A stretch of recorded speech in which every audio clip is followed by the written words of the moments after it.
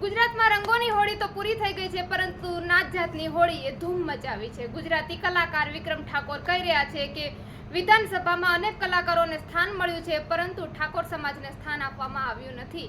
ઠાકોર સમાજ સામે સરકાર અન્યાય કરી રહી છે એવું વિક્રમ ઠાકોર કહી રહ્યા છે। વિક્રમ ઠાકોર કહી રહ્યા છે કે સરકાર ઠાકોર સમાજને અન્યાય કરી રહ્યો છે।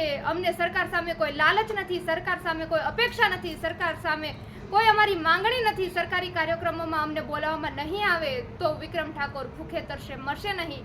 તો બીજી તરફ વિક્રમ ઠાકોર એવું પણ કહી રહ્યા છે કે સરકારથી તે નારાજ છે, સરકારે તેમને અલગ તારવ્યા છે। એક તરફ તમને સરકાર સામે કોઈ લાલચ નથી, તો બીજી તરફ સરકાર સામે તમારી નારાજગી અને માંગણી કઈ રીતે છે? ત્યારે એક મોટે બે વાતો વિક્રમ ઠાકોર કઈ રીતે કરી રહ્યા છે? ત્યારે બીજી તરફ ગુજરાત કાર્યકર્તા ઋષિકેશ પટેલે જણાવ્યું હતું કે કલાકારોમાં કોઈ નાત જાત કે ધર્મ જોવામાં આવ્યા નથી। વિધાનસભામાં તાત્કાલિક કાર્યક્રમ હોવાથી જે ગુજરાતી કલાકારોએ ઈચ્છા વ્યક્ત કરી હતી તેમને આમંત્રણ આપવામાં આવ્યું હતું।